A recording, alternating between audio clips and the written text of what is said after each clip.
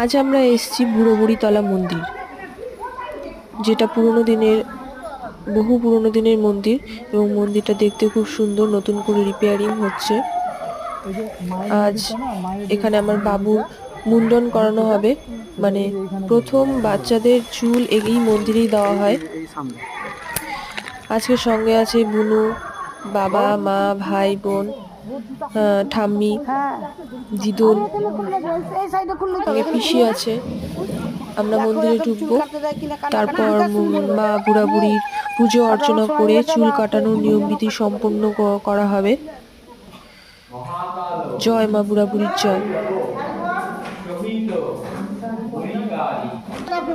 তো চুল কাটতে বসে গিয়েছি আমরা। দিদুন আছে, পিসি আছে।